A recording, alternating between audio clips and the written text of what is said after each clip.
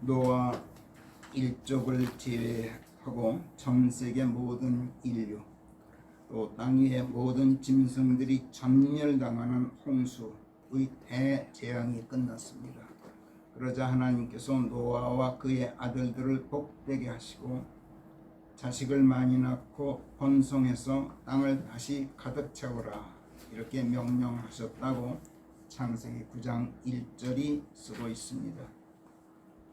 그리고 땅의 모든 짐승들과 공중의 모든 새들뿐만 아니라 뱀 같은 파충류들이나 개미 같은 곤충들처럼 땅 위에서 기어다니는 것들을 포함해서 아무튼 땅에서 움직이는 모든 동물이 경외심과 공포감을 가지고 사람들에게 굴복하도록 이렇게 해놓으시고 핏째 먹지 않는다는 조건으로 동물 고기가 식물성 먹거리에 추가해서 그들의 먹을거리가 되도록 2절 3절에서 하나님께서 허락하셨습니다.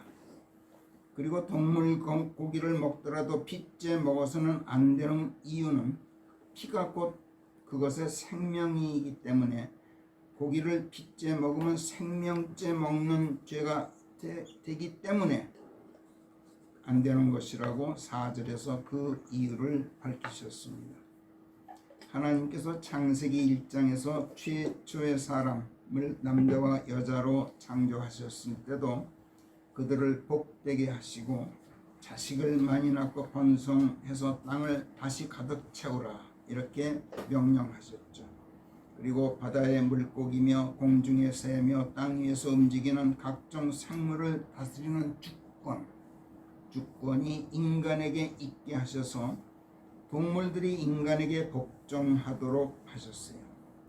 그런데 먹을거리로는 선과 악에 대한 지식의 나무를 제외한 온갖 식물들만 허락하셨지 동물은 허락하지 않으셨어요.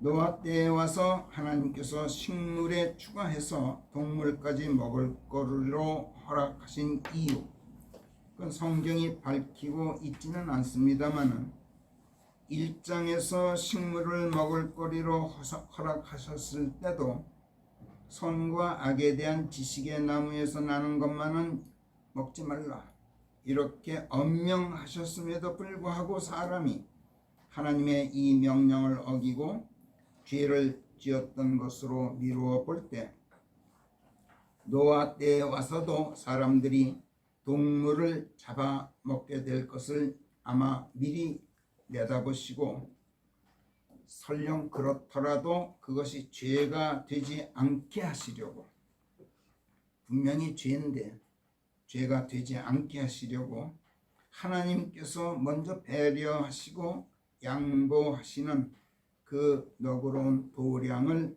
보이신 것이 아닐까 이렇게 우리가 우리 나름대로 지난주에 추정해 보았습니다.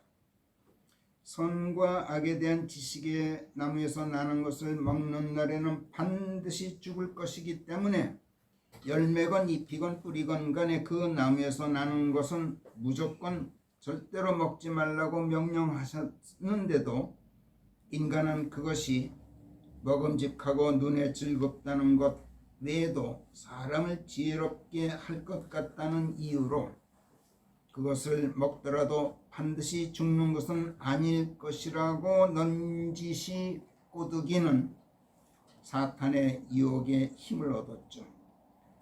그리고 하나님의 명령을 무시하고 그것을 먹어버렸어요. 그리고 하나님처럼 지혜롭게 되어서 인간이 하나님처럼 보이고자 하는 생명의 과시욕, 생의 과시욕, 사탄이 인간 마음속에 바로 이 못된 욕망을 심어 놓았어요. 이 욕망을 인간이 억누르지 못하고 그 나무 열매를 따먹었던 거예요. 그리고 그 욕망과 생명을 맞바꾸는 아주 무모한 만용을 부렸어요. 이걸 하나님께서 보셨습니다. 그래서 요한일서 2장 16절이 말씀하는 것처럼 인간은 이처럼 육신의 욕망과 눈의 욕망, 즉 먹는 즐거움의 쾌락, 그리고 보는 즐거움의 쾌락, 이것을 충족하는 것만으로는 만족하지 못하고 The pride of life, 성경에 이렇게 쓰고 있죠.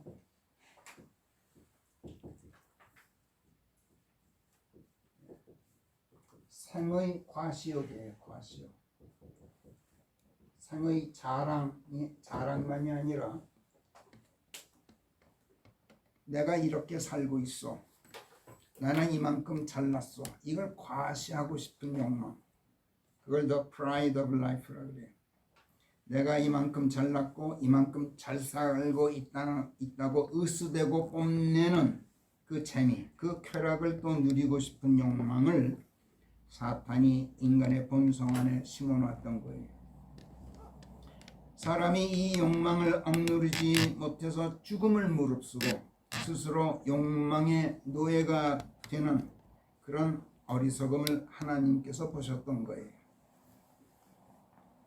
노아가 아무리 그의 세대 내에서 정의롭고 완전하였다 하여도 그와 그의 아들들은 어디까지나 아담의 후손들인지라 이들 또한 그 고약한 본성을 그 몸에 물려받았을 터인즉 이들 또한 아담처럼 먹기에 선하고 보기에 즐거운 식물들을 입으로 먹고 눈으로 보는 즐거움만으로는 만족하지 못하고 고기 먹는 즐거움과 고기 먹기 위해서 짐승 사냥하는 힘과 지혜, 그 능력을 과시하는, 내가 이렇게 맨주먹으로 짐승을 때려잡아서 그 고기를 먹노라 하는 그 과시욕, 그 즐거움의 욕망을 이기지 못해서 아담처럼 또 스스로 욕망의 노예가 되지는 않을까. 그래서 죄를 짓게 될 것을 하나님께서 미리 예측하시고 설령 그렇더라도 그것이 죄가 되지 않게 하시려고 하나님께서 먼저 배려하시고 그것을 먹을거리로 허락하는 그 아량을 베푸시는지도 모른다. 성경에는 이런 말씀 없어요. 그렇지만 오래 참으시는 하나님의 양보심과 그 자애로우심, 그 너그러운 도량으로 미루어 볼 때 이것을 알 수 있지 않을까 하는 것이 지난주 우리가 추정해 본 근거였어요. 하나님께서 누군가를 복되게 하셔서 그를 당신의 것으로 삼으실 때 이 은총은 사람을 위한 하나님의 도량과 자비에서 나오지 하나님 자신을 위해서 베풀어지는 것이 아닌 것을 우리가 알고 있기 때문에 이렇게 우리가 추측해 본 거예요. 하나님께서 나를 성결케 하시고 복되게 하셔서 당신의 자녀가 되게 하실 때 이거는 나를 이롭게 하시려는 것이지 하나님께서 이롭고자 하시는 것이 아니지 않습니까? 내가 하나님이 것이 된다고 해서 이게 하나님께 무슨 득이 되겠어요? 내가 없다고 해서 하나님께서 무력해지십니까? 고독해지십니까? 그러나 내가 복되지 않으면, 내가 하나님의 것이 되어 있지 않으면 나야말로 무력하고 고독한 정도가 아니라 생존 자체가 불가능해집니다. 그러니까 나를 위해서 하시는 일이에요. 그러므로 하나님께서 나를 복되게 하셔서 하나님의 것이 되도록 하시는 것은 전적으로 나를 위한 것이지 하나님 자신을 위해서 하는 일이 절대로 아니란 걸 우리가 쉽게 알 수 있어요. 그러나 내가 죄를 짓는 죄인이라면 나는 절대로 하나님의 것이 될 수가 없어요. 죄의 악함은 하나님의 선하심과 반목하는 것이기 때문에 죄를 짓는 것은 하나님의 자비에 대한 반역이기 때문에 원수가 되는 것이기 때문에 반목하고 반역하는 것은 하나님과 원수가 되는 것이기 때문에 하나님께 받아들여질 수 없어요. 그렇기 때문에 하나님께서는 어떻게든 나를 죄 없도록 하시려고, 그래서 당신의 것이 되도록 하시려고 먼저 배려하시고, 죄인데도 불구하고 하나님께서는 죄를 죄라 하시지 죄 없다 하시는 법이 없는 분이심에도 불구하고 하나님께서 백보 양보하셔서 죄를 짓더라도 그것이 죄가 되지 않게 하시려고 그렇게 아량을 베푸시는 거예요. 하나님 앞에서 죄가 없으려면 어떻게 해야 됩니까? 세 가지밖에 없어요. 내가 죄를 짓지 않거나, 죄가 용서되거나, 셋째는 죄를 짓더라도 하나님께서 그 죄를 묻지 않으셔야만 돼요. 다른 방법이 없어요. 내가 죄를 안 지으면 내가 죄가 없죠. 그러나 어때요? 사람이 어떻게 죄를 짓지 않을 수 있습니까? 아까 제가 기도했듯이 사람은 몸을 입고 있는 한 존재 자체로 죄 덩어리예요. 그렇기 때문에 죄를 안 짓는다, 이건 불가능해요. 둘째는 죄가 용서되어야 돼요. 그것은 하나님의 은총이 아니면 절대로 불가능해요. 또 셋째는 죄를 지어도 하나님께서 용서하시거나, 셋째는 그 죄를 묻지 않으시면 돼요. 그 죄가 원천적으로 죄가 되지 않는 장치가 마련되면 된단 말이에요. 그래서 하나님께서 그렇게 하신 거예요.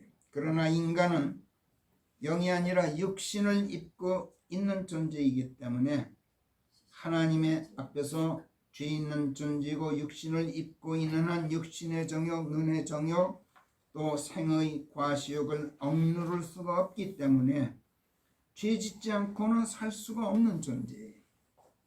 그러므로 인간이 하나님 앞에서 죄 없이 받아들여질 수 있으려면 반드시 죄가 용서되거나, 죄를 짓더라도 그것이 사전에 어떤 장치에 의해서 용납되어서 그것이 죄가 되지 말아야 해요. 결국 인간이 하나님 앞에서 죄가 없으려면, 그래서 인간이 하나님의 성결케 하심과 복되게 하심으로 하나님의 것이 되어 있는 은총을 향유하려면 죄를 용서하시는 하나님의 자비, 또 그분의 자비로우신 양보와 아량이 없이는 불가능해요. 하나님께서는 이 자비와 그 자비로우신 양보와 아량으로 노아와 그의 아들들을 복되게 하신 뒤에 푸르른 소채 외에 짐승고기를 먹을 거리로 추가해 주셨다고 우리가 추정해 본 거예요. 저는 여러분 앞에서는 추정이란 말을 쓰지만 저는 그렇다고 확신해요. 자, 그러나 복되게 하시는 하나님의 은총에는 어떤 경우에서든지 반드시 어떤 조건이 뒤따라요. 조건이 전제되지는 않아요. 전제되는 게 아니라 은총이 전제되고 조건이 뒤를 따라요. 이렇게 한다면 내가 너를 복되게 하리라가 아니라 너를 복되게 했으니 이렇게 해주기 바란다, 이런 식이에요. 하나님께서는 아담을 복되게 하셨을 때처럼 노아와 그의 아들들을 복되게 하셨을 때도 복되게 하신 뒤에 어떤 조건을 명령으로 제시하셨죠. 어떤 조건이었습니까? 아담의 경우와 똑같이 자식 많이 낳고 번성해서 땅을 다시 가득 채우라는 것, 이 조건이 명령으로 제시되었어요. 아담의 경우는 하나님께서 하늘과 땅을 창조하셨지만 그 뒤에 무슨 일이 일어났었는지 창세기에서 설명되지 않고 있지만 아무튼 어떤 일로 인해서 땅은 형체가 없었고 텅 비어 있었으며 어둠이 깊음의 표면 위에 있게 되었다고 창세기 1장 2절이 쓰고 있어요. 그러므로 태초에 하나님께서 하늘과 땅을 창조하셨다고 선포하는 창세기 1장 1절은 수억 년 전의 일이었는지 수십억, 수백억 년 전이었는지 알 수 없지만 현대에 이르러서 과학이 밝혀내고 설명하고 있는 바에 의하면 지구 생성이 최소한 450여 억 년 전이었다고 추정돼요. 그렇다면 창세기 1장 2절에서 땅이 형체가 없게 되었고 텅 비어 있는 가운데 어둠이 깊음의 표면 위에 있었기 때문에 하나님의 영께서 물들의 표면 위에서 움직이기 시작하시고 지금 있는 피조물들이 창조되었던 때는 성경에 나타난 여러 가지 역대기적 사건들과 연수를 계산해 보면 지금으로부터 약 6천년 전이 돼요. 그래서 1절과 2절 사이에 1절은 최소한 450억 년 전이고 2절은 약 6천년 전. 상당히 긴 시간적 간극이 있었다는 것이 지질학이나 지구 물리학 또는 화석학 또는 고고학 또는 인류학적으로 분명해 보이기 때문에 이런 이유로 하나님께서 아담에게 땅을 리플레니시하라 라고 하신 말씀은 킹제임스 성경이 쓰고 있어요. 이 말씀은 다시 가득 채우다. 이 다시라는 말이 붙어야 돼요.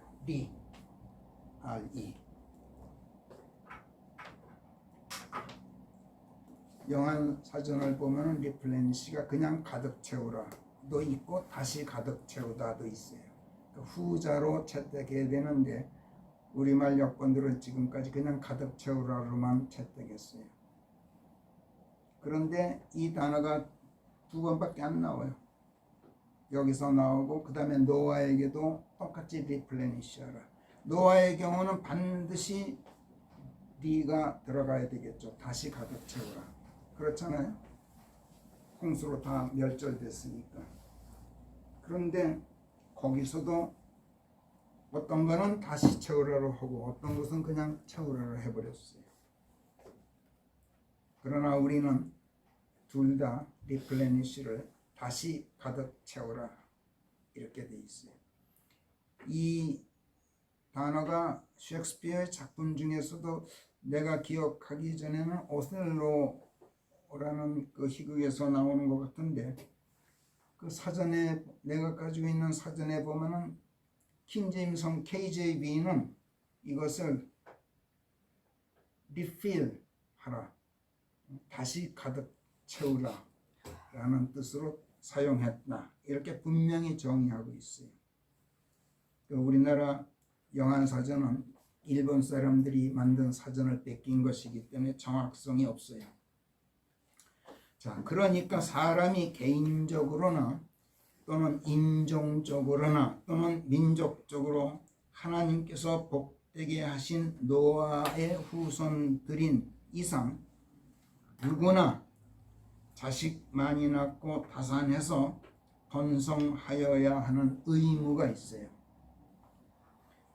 누구든지 이 의무를 다 해야만 하나님께서 인류를 복되게 하신 뒤에 명령으로 제시하셨던 조건을 충족시키게 돼요. 이로써 복된 자로서의 자격을 견지하게 돼요. 그렇지 않으면 복된 자 값을 못하는 거예요. 예전에는 남자건 여자건 자식 낳지 못하면 죄인 취급을 받았어요. 최소한 사람 것이 못하는 것으로 간주되었어요. 그리고 손가락질 받았어요. 저 여자 자식도 못 낳아. 저 남자 저거 시도 못 낳아. 자식 낳지 못하면 또 낳더라도 타산하지 못하면 생물학적으로도 사람 구실 못하는 것이 되고 인륜상으로도 사람 구실 못하는 것이었어요. 지금 생각해보니 성경상으로도 하나님께서 복되게 하신 사람 구실 못하는 가운데 하나님의 명령을 어기는 죄인이 돼요.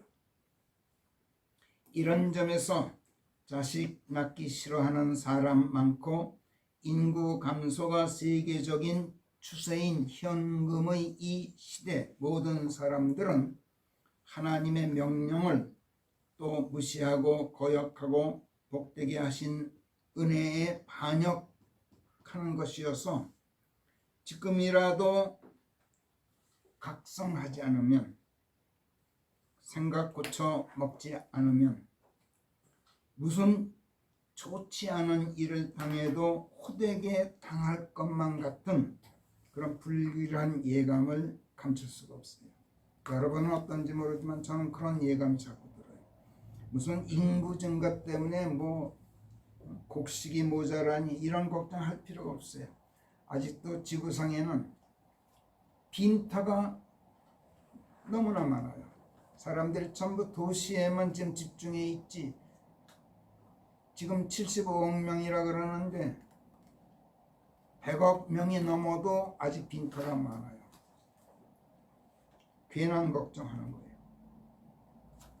그런데 예전에는 자식만이 낳고 번성한 집안 사람들을 다복하다 이렇게 부러워했었어요. 그런데 그러면서도 가난한 사람들을 들일수록 자식을 많이 낳고 부유한 집안일수록 자손이 귀한 편이었어요. 부자이면서 자식 많은 집안 사람들이라면 그게 가장 유복한 것으로 사람들이 부러워했었어요. 근데 이상하게도 유복한 경제적으로 윤택한 사람들 집안이 자손이 귀한 그런 경향이 있었단 말이에요. 그리고 가난할수록 자식이 많았어. 아마도 노동력으로 조금이라도 더 먹고 살기 편하라고 그랬는지 모르지만 아무튼 그랬어요.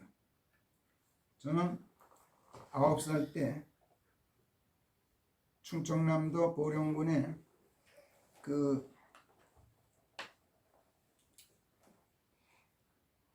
천북면이라는 천북국민학교에 입학했었어요. 일본에서 나와가지고. 그러니까 그때가 그래서 일본에서 나왔기 때문에 늦게 국민학교에 들어갔어요. 아버지 심부름으로 통계골이라는 천북면의 아주 산골 속에 심부름을 갔었는데 아들이 9명이 되는 집안이었어요. 근데 문을 열고 들어가 보니까 오막살이에 들어가 보니까 배가 고파서 11명이 부모하고 8아들이 쭉 들어놓여 있어요. 배가 고파서. 그리고 머리맡에 먹을거리가 있는데 칡뿌리로 연명을 하고. 저는 그게 일생 잊지 못해요. 그 가난한 모습. 우리 집안에 아주 가까운 그런 그 아저씨 집안이었어요. 제가 어른이 됐을 때도 결혼한 뒤에도 그 아들 중 하나가 늘 그 천북에서 나는 유명한 그 김이 있어요. 그 김을 우리 집에 늘 공급해 줬어요. 팔러 다녔어요. 우리가 늘 사주고 그랬던 기억이 나요. 어쨌든 가난할수록 그렇게 자손이 많았어. 오죽하면 우리나라도 가난한 시절에는 하도 아이들을 많이 낳으니까 어떻게 됐어요? 둘만 낳아 잘 기르자 그랬었잖아요. 그게 오래된 일도 아니에요. 불과 몇십 년 전 5.16 혁명 나고 나서 둘만 낳아 잘 기르자 이런 슬로건을 내걸고 국가적으로 자식 덜 낳기 캠페인을 벌였었어요. 그런 반면에 경제적으로 윤택해진 오늘에 이르러서는 한 해 평균 출산율이 뭐예요? 0.7명에 불과하게 됐어요. 전 세계에서 최악의 상태예요. 우리나라가 먹고 살기 좋게 되니까.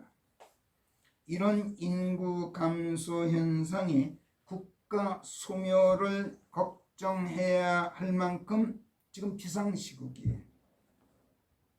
이런 현상이 왜 벌어지고 있는 것일까요? 혹자는 그 원인이 무슨 가임 여성들의 경력 단절 때문이다 이렇게 말하고, 혹자는 과중한 자녀 교육비 부담 때문이다 하는가 하면, 누구는 또 가파른 집값 상승에 따른 주거비 부담 때문이다 이렇게 말해요. 그러면서 무슨 출산 장려금을 준다, 다자녀 가정의 주택 구입 자금을 특별금리로 은행 대출을 해준다, 무슨 자녀 교육비를 정부가 지원해 주겠다, 아이들 무상 돌봄 제도를 도입한다 하는 등 갖가지 정책들을 지금 쏟아내고 있는데,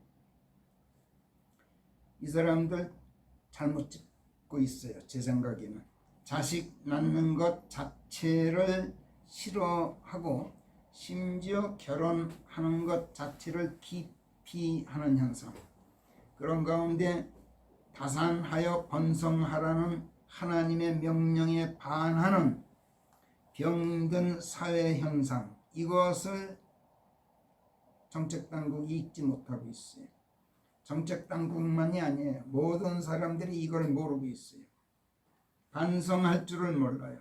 요즘 젊은 사람들 정말 돈 없어서 시집장가 안 가는 줄 아십니까?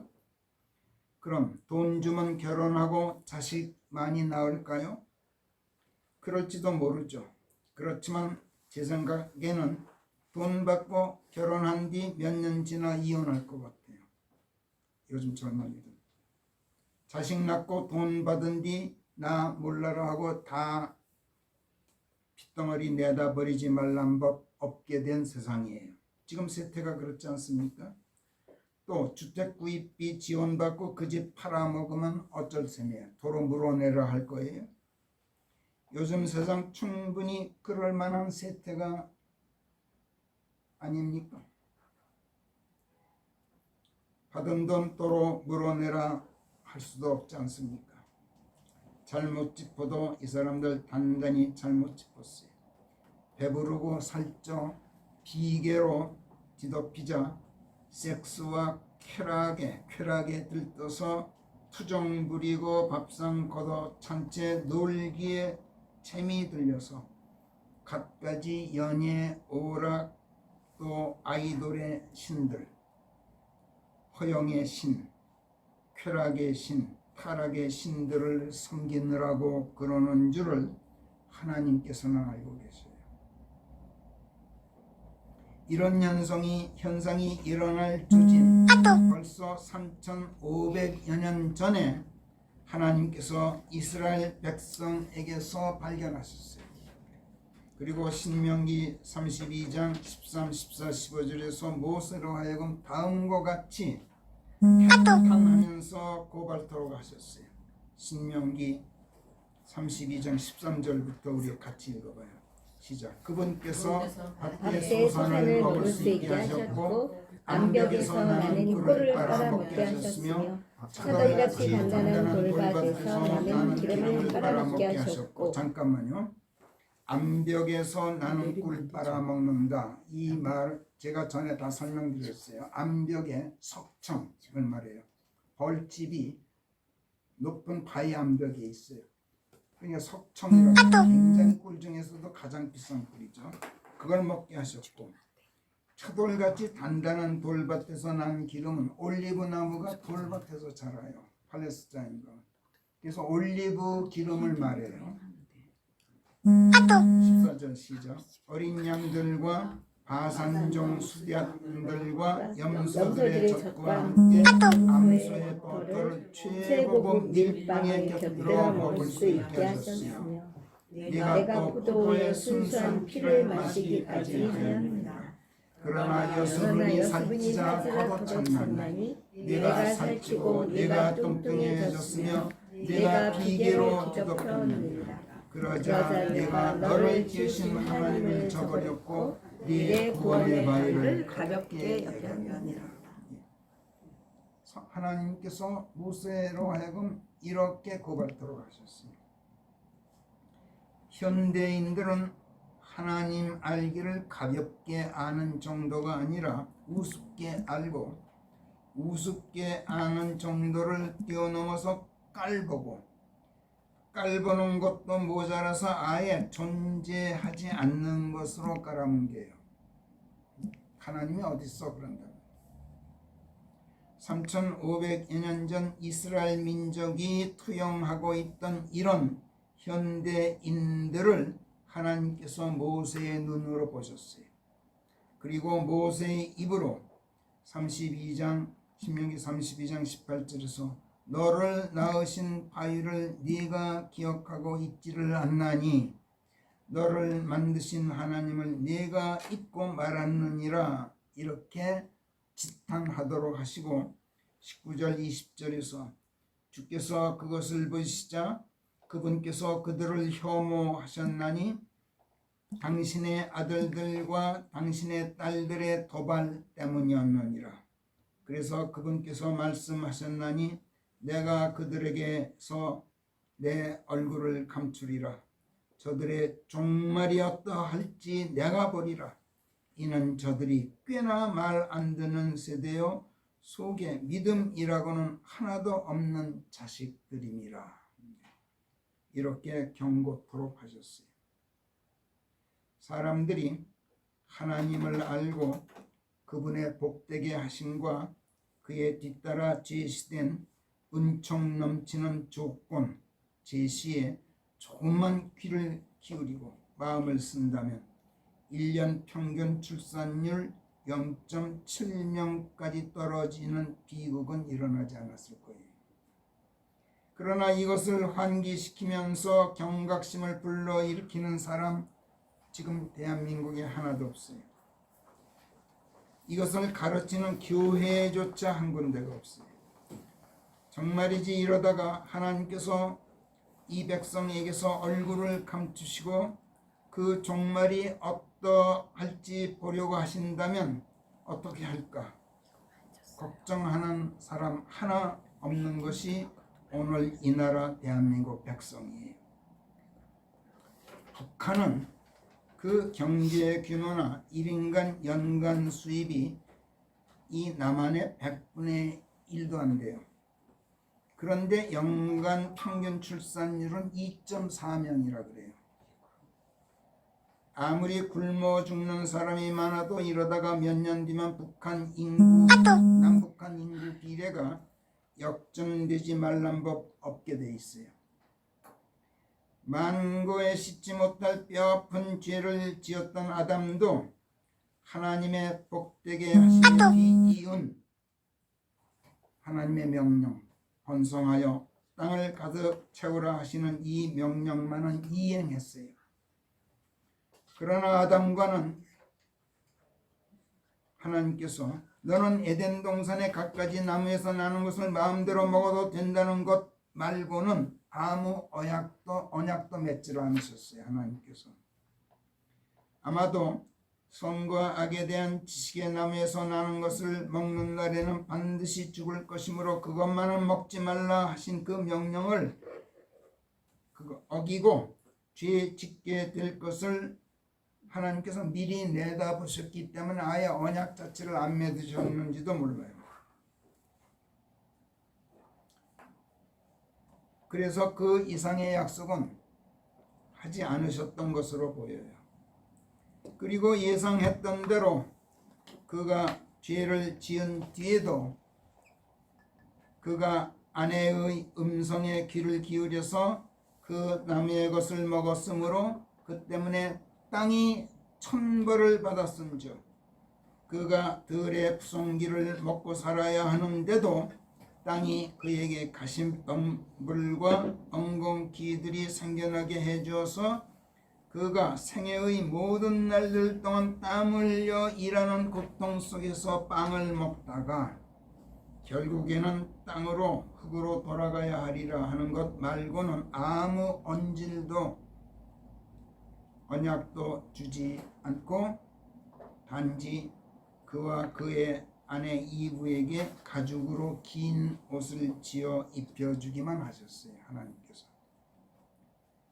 그러나 노아와 그의 아들들과는 동물 고기를 핏째 먹음으로써 생명이 있는 채로 먹거나 사람의 피를 흘리는 날에는 그 벌로 그들의 생명인 그들의 피를 반드시 요구하겠다 하는 이 경고와 함께 다산하고 번성해서 땅을 다시 가득 채우라는 명령으로 그들과 언약을 세우시고 또 그들과 함께 있는 각종 생물 하나하나와도 언약을 세우셔서 앞으로는 그 어떤 육체도 홍수의 물들로 또 멸절되는 일이 절대 없도록 하시겠다고 약속하셨어요. 그리고 그 증표로 비 온 뒤에 구름 속에 무지개가 생기게 하시고 그 무지개를 하나님께서 주목하시고 그 언약을 기억하겠노라고 약속하셨어요. 하나님의 이 언약이 아니었더라면 그 뒤로 지금까지 약 4400년 세월이 흘렀는데 인류는 노아 때의 홍수와 같은 큰 재앙들, 아니 그보다도 더 무서운 재앙들로 수십 번, 수백 번 이상 멸절당하는 화를 입었을 거예요. 하나님의 그 언약이 아니었더라면. 이거를 또 기억하는 사람들이 하나도 없어. 그러나 하나님께서는 무지개로 나타나는 언약의 증표를 주목해 보시고 하나님 당신의 언약에 스스로 굴복하시고 하나님께서 자신이 약속하신 그 언약에 스스로 굴복하시고 인류의 폐륜과 사악함을 참고 또 참아오셨어요. 여기서 제가 하나님께서 당신의 언약에 스스로 굴복하셨다, 이 말을 감히 사용하고 있는 데에는 그만한 이유가 있어요. 하나님께서 굴복하시다니, 아무리 당신 자신의 언약일지라도 굴복이란 말은 하나님께 해당하기 어렵겠죠. 근데 저는 썼어요. 감히. 이유가 있어요. 무지개를 영어로 뭐라고 합니까 여러분? 레인보우. 레인보우라고 그러죠. 창세기에는 레인보우라는 단어가 안 나와요. 근데 이걸 또 사람들이 주목해 보질 않아요.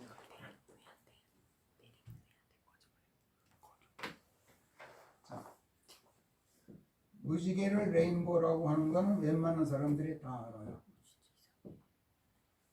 근데 창세기에는 레인보우라는 단어가 어디서도 나오지 않아요. 이 단어는 신약에서 요한계시록에 가서 처음 나와요. 2번 나와요. 딱 2번밖에 안 나와요. 무지개라는 이 단어. 창세기에서는 뭐 이렇게 나와요. 이 뭐는 무지개가 아니에요. 활이에요. 활.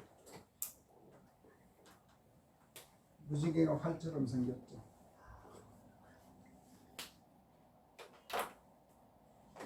킹제임스 성경은 레인보우라는 말을 창세기에서는 쓰질 않아요. 개역본이나 레인보우로 고쳤어요. 그걸.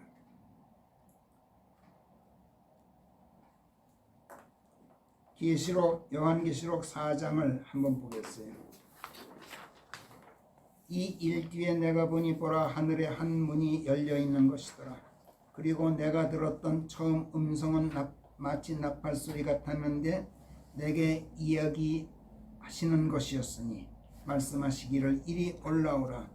그러면 이후에 반드시 있을 일들을 내가 네게 보여주리라 하시는 것이더라.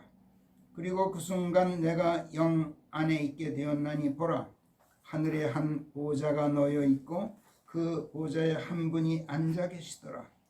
그 다음에 이제 무지개라는 단어가 요한계시록 4장 3절에서 나와요. 그런데 앉아 계신 그분은 벽옥과도 같고 홍옥과도 같아서, 여기서 벽옥은 사파리아,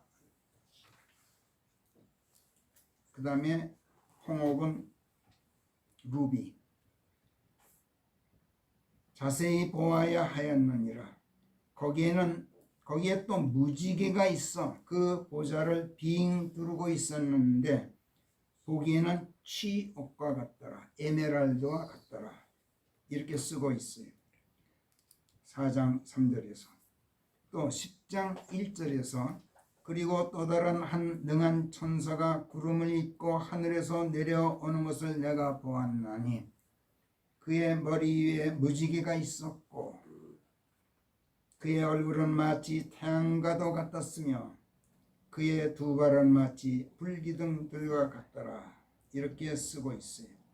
여기 두 군데밖에는 킹제임스 성경에서는 레인보라는 단어가 나오질 않아요. 신구약 통틀어서. 아까도 말씀드렸듯이 창세기 9장에서 킹제임스 성경이 무지개를 표기하고 있는 단어는 bow라는 이 단어로만 쓰고 있어요. 그런데 여러분, 이 단어를 bow라고 발음하면 어떻게 되는지 아세요? 발음기어로 썼을 때 이건 무지개를 나타낼 때는 발음기어가 이래요. 근데 이거를 bow라고 읽으면 어떻게 될까요? 동사가 되어서 머리를 숙이다, 허리를 구부리다, 절하다, 몸 굽혀 굴복하다, 이런 뜻이 돼요. 바우 하면. 성령께서 무지개를 레인보라 쓰지 않고 여기서 구태여 보우라고 표기하신 데에는 같은 단어일지라도 이것을 바우라고 발음함으로써 하나님께서 구름 속에 생긴 무지개를 주목해 보시는 이유가 노아와 맺으신 당신의 언약에 스스로 허리 굽혀 굴복하셔서 당신의 언약에 인류의 타락과 패륜과 사악에 대한 분노를 참고 또 참으시면서 용서하시는 하나님의 자애, 그 너그러운 도량을 나타내기 위해서 성령께서 일부러 그러신 것이 아닐까, 이렇게 생각해 보게 돼요. 저는 그렇다고 확신해요. 여러분은 어떤지 모르지만. 이것만이 아니에요. 이 뭐라는 단어를 바우라 발음하지 않고 보우라 발음하게 되면 무지개를 뜻하기 전에 먼저 활이라는 뜻이에요. 원래는 활이에요. 무지개는 활처럼 둥그렇게 구부러졌기 때문에 레인보우를 보우라고 줄여서 쓰기도 하지만 활은 구부러질수록 탄성이 생겨서 구부러진 것이 곧게 펴지는 순간 활줄에 굉장히 강한 힘이 생기게 해요. 그래서 화살이 그 힘으로 쏜살같이 날아가게 만들죠. 하나님께서 무지개를 보시고 당신 자신의 언약에 굴복해서 인류의 타락과 패령과 사악에 대한 분노를 참고 또 참으시는 자애를 베풀고 너그럽게 용서하시지만 참다 그 이상 참으실 수 없는 지경이 되면 어떻게 될까요? 억눌리고 또 억눌렸던 분노가 폭발해서 어떤 무서운 보복으로 나타나게 될지 성경을 읽는 사람이면 누구나 다 알아요. 이것을 또 생각하고 하라고 우리로 하여금 성령께서 무지개를 일부러 뭐라는 단어로 표기하셨는지도 몰라요. 저는 그렇다고 확신해요. 이것만이 아니에요. 이 단어를 또 바우라고 발음하게 되면 동사로는 아까 그런 뜻이었는데 명사가 되면 이물이란 뜻이야. 뱃머리. 이거를 바우라고 발음하면 동사로는 굽히다, 허리 굽혀 굴복하다 이런 뜻이 되지만 명사가 되면은 이물, 뱃머리, 선수라 그러죠. 선수. 비행기는 기수, 배는 선수.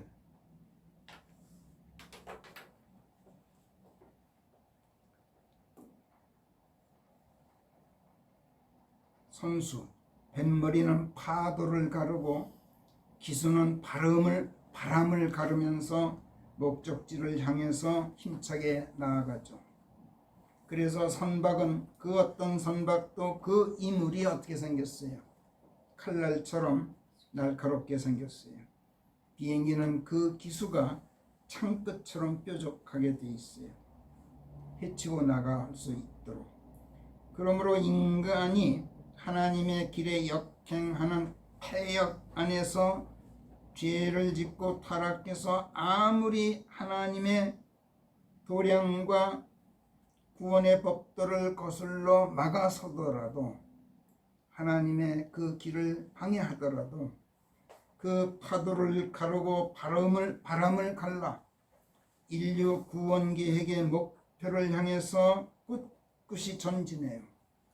하나님께서 원대하고 숭고하고 또 견고하신 하나님의 이 큰 뜻, 이것을 또 우리로 하여금 생각해 보라고 성령께서 여기서 무지개를 일부러 레인보우라 하지 않고 보우라는 단어로 표기하고 계신 것인지도 모른다고 생각해 봤어요.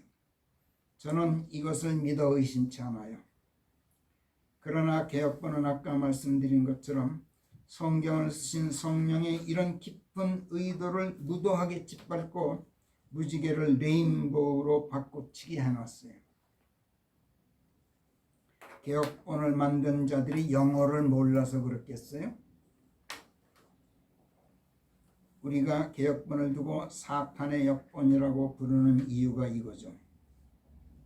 하나님께서는 누구를 복되게 하시고 그와 언약을 세워 무엇인가를 약속하실 때에는 당신 편에서는 만랑을 무릅쓰고 그 약속을 반드시 이행하실 것을 약속하시고 사람 편에서는 그 언약대로 행할 때 더 큰 복의 은총을 베푸시지만 그 언약을 가볍게 여길 때에는 징계로 응징하시고 처벌하실 것을 미리 경고하셔요.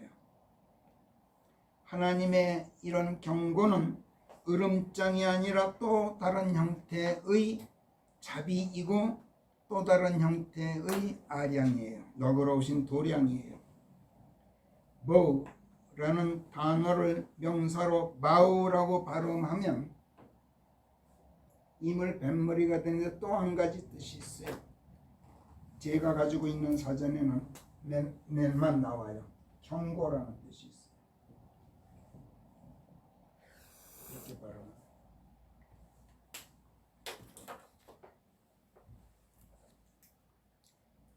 하나님께서는 경고를 먼저 하셔요. 우리한테 또 하나의 은총을 베풀고 계신, 자비를 베풀고 계신 거예요. 그래서 성령께서 일부러 이것을 생각해 보라고 무지개를 일부러 보우라 표기하고 계신지도 모르는데 저는 그렇다고 확신하고 또 그것을 감사해요. 이것만이 아니에요. 킹제임스 성경이 신구약 성경을 통틀어서 무지개를 레인보우로 표기한 곳 아까 보았듯이 요한계시록 4장 3절과 10장 1절 딱 두 군데인데 성령께서 무지개를 레인보우라고 쓰실 때는 무지개가 하나님의 영화로우심을 나타내요. 아까 읽어보았듯이. 다시 읽어보겠어요. 그런데 앉아 계신 그분은 벽옥과도 같고 홍옥과도 같아서 사람의 형체 같은데 어떻게 보면 사파이어 같고 어떻게 보면 루비 같고 어떻게 보면 그 보좌를 두르고 있는 무지개도 무슨 에메랄드 같아. 자세히 보아야만 그분을 형체를 볼 수가 있었어. 거기에 또 무지개가 있어 그 보좌를 빙 두르고 있었다. 그분의 영광스러움을 나타내는 거겠죠. 하나님의 보좌에 앉아 계신 분이 누구입니까? 만왕의 왕, 만주의 주, 우리 주 예수 그리스도, 그분 아니십니까? 예수께서 하나님의 보좌에 앉아 계시니 그 보좌를 무지개가 빙 둘러 하나님의 영화로우심을 선포하고 있는 거예요.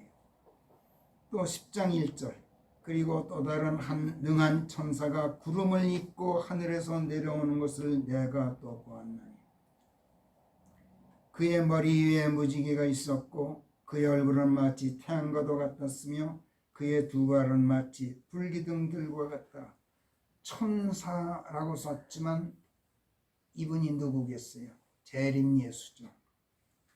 그 얼굴이 태양처럼 눈부시고 그 두 발이 불기둥과 같이 무서운 위엄을 나타내는 가운데 구름을 입고 하늘에서 내려오시는 분, 우리 성도들을 이끌고 지상 재림하시는 만유의 구주, 만유의 심판자, 우리 주 예수 그리스도가 아니시면 누구겠어요?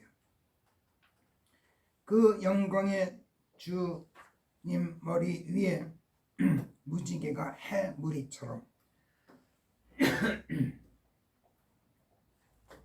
무지개가 해무리 아시죠? 해둘레.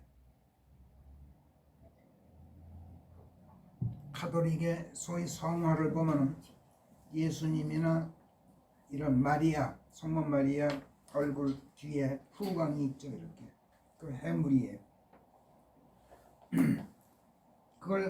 그게 무지개로 나타났어요. 사도 요한이 영안에서 셋째 하늘에 올라가 보았을 때 그 영광의 주 머리 위에 무지개가 해무리처럼 있는 건 그러니까 당연해요. 그러나 그분의 이 영광 어디서 나옵니까? 하나님의 이 영광, 하나님께서 언제 영광 받으십니까? 사람들과 맺으신 당신의 언약을 지키심으로써 우리 사람들이 감사하고 찬양하는 데서 나와요. 하나님께서 앞으로 다시는 홍수의 물들로 인류를 멸하시는 재앙을 더는 땅에 보내지 않으실 것을 약속하신 것을 무지개로 언약의 증표로 삼으신 것은 당신의 영광을 걸고 약속하신 거예요. 앞에서 말씀드렸듯이 이 언약이 아니었더라면 또는 만약 하나님께서 그 언약을 지키지 않으셨더라면 노아 이후 오늘에 이르기까지 인류는 계산해 보니까 약 4,400년 동안인데 인류는 그동안 수십 번 수백 번 멸망당하는 화를 입었을 것이 분명해요. 그러므로 인류는 하나님의 이 자비를 생각해서라도 감사하고 또 감사해야 하고 찬양하고 또 찬양하면서 그분의 은덕을 서로가 서로에게 선양할 수 있어야 돼요. 지금 이 은덕을 감사하고 찬양하면서 선양하고 있는 사람 몇 사람이나 될까요? 전 세계에서. 우리가 그러고 있습니까? 우리가 과연 복된 자들로서 하나님의 사람들이 되어 있는 그런 자들일까요? 그렇다면 오늘 설교의 제목처럼 복된 자입니까? 그렇다면 우리가 생각해야 할 일들이 한두 가지가 아니라는 것을 앞에서 보았듯이 오늘 성령께서 일깨워 주셨어요. 여러분, 이것을 감사하면서 늘 하나님의 복되게 하심에 응당한 보답을 해드려야 돼요. 설교 마치겠어요. 기도하겠습니다.